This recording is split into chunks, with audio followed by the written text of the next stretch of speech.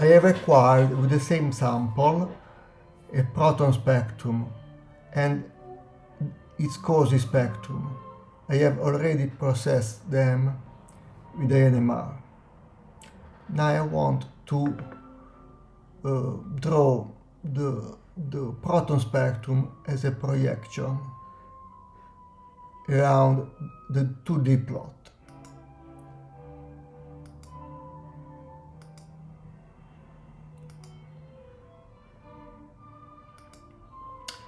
I want to amplify the projection.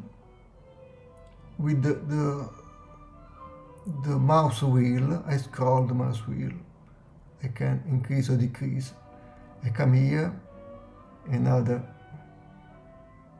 scroll, and here.